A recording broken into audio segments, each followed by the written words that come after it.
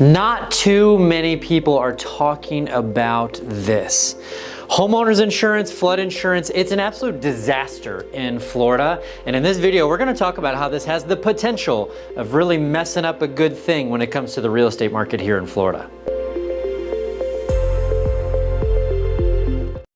So I have a good friend who is in the insurance industry, has been for a very long time, and he and I were talking about some things that he's been witnessing in insurance, and I couldn't help but just be completely shocked by the information. So he sent me over a couple of articles, and the Florida Chamber had a insurance summit, is what they called it, and they were talking about the state of insurance.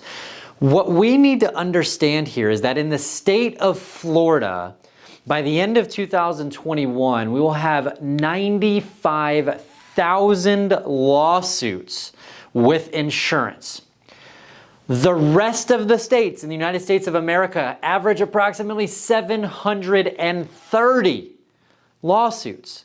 We're that far beyond what is reasonable, and you've got to start to think who actually pays for those lawsuits. And I hate to break it to you, but it's you and I. We're the ones who are paying for it. So as our insurance rates, we get our renewals, the insurance companies are having a really hard time paying all of these attorney fees, and it comes out that approximately 45% of your annual policy premium for your homeowner's insurance is going to pay attorneys and legal fees. That's crazy. Something's gotta absolutely be done. So how did we get here? So this nightmare all started after Hurricane Irma came through in 2017. And Hurricane Irma was a big storm. It was a Category 4 storm that came through Florida.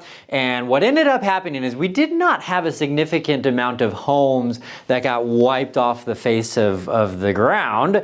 We had mostly damage to homes. So we had roof damage, we had landscaping damage, a lot of our lanais, the cages that we have over our pool, we call those lanais, were damaged. But it wasn't anything that it was just a total catastrophe where we've got to rebuild a whole home.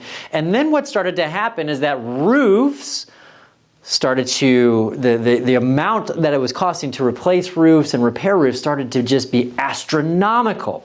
And in the state of Florida, we have a law that if 25% or more of the roof is damaged, that the insurance company is required by law to replace the entire roof.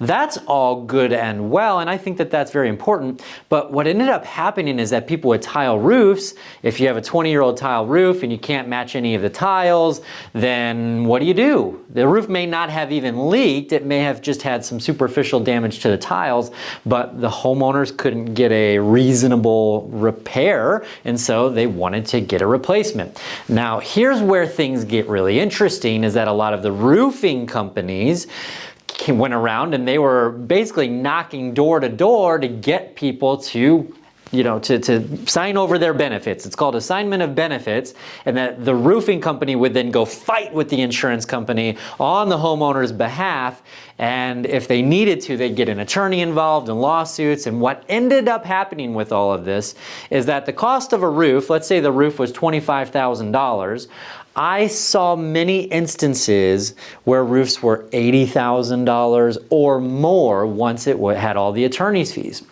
So this problem is amplified.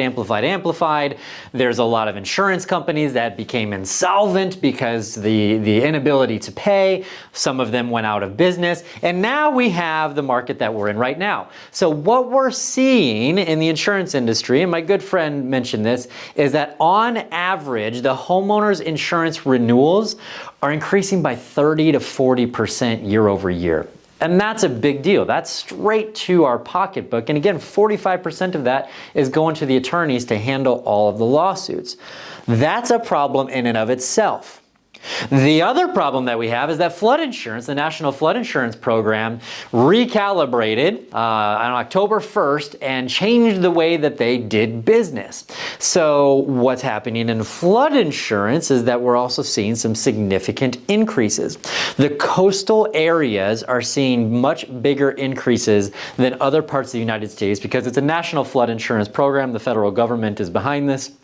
And what they're doing is they have these models that say, okay, well, this region is more susceptible to flood, so their rate is going to be higher. So how does that come into play here? Well, let me tell you.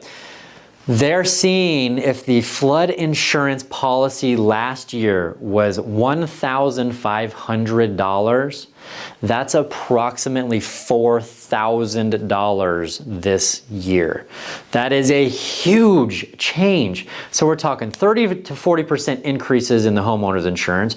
We're talking $2,500 additional dollars, whatever that is, 200% more in the flood insurance.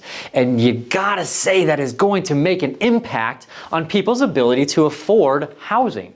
It just is what it is. And so I have not seen a lot of reports out there about this. I've not seen people talking about this as much as they should be, because this is a really big deal and it's going to affect people's ability to afford housing. We already know that prices have appreciated significantly with housing. Now, if we have the insurance, the homeowners and the flood insurance increasing as well, we might run into a bit of an affordability issue that is it just goes too far to be able to come back from. So there you have it. I'd love to know your thoughts and how this is going to impact the overall market going forward. I'm not here to be doom and gloom. I'm here to bring facts, and I think this is a really big deal, and this conversation needs to be had.